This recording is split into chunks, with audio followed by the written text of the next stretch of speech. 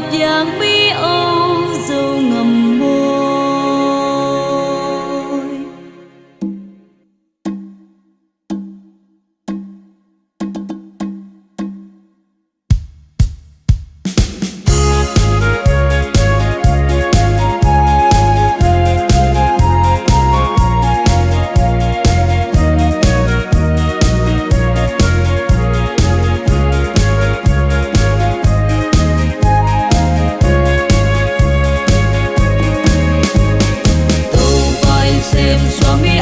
ngắm môi bờ hoa yên trên kém nung xây nấu nắng lệ cây lúc khăn đau tua thả giao xoay âu cha tu kim tàu bay biang mi dấu ngắm môi hè thằng xe xem nàng lên lưới va âu nung ngắm tôi ni xiang tu miền xuân lời na tu kim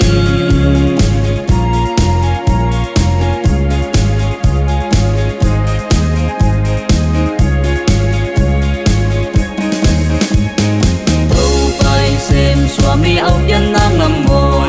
bang môi phun kín toa rồi tới thiên luận na thính thấy phun kín xóa na ngầm nọ âu lại phun ngầm truy khai biển na phú qua đường na thâu linh ta hẹn âu muốn phung lấy pi loa khát thêm thâu bay biang mi âu sâu ngầm môi.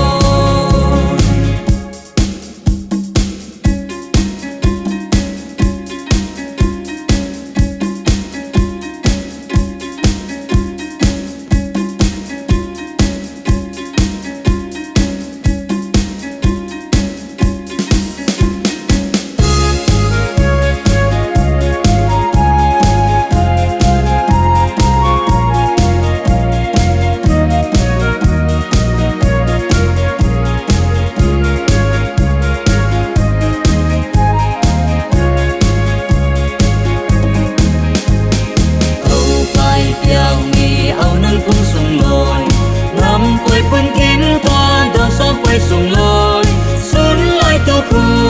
lại cùng xếp quay mùa nào thật tỏa mai à xuân nung tấu và mùa nghi biết lấy lần nào hao sân ta cùng luôn là dòng nước nung thật tỏa lại cùng thật loa nung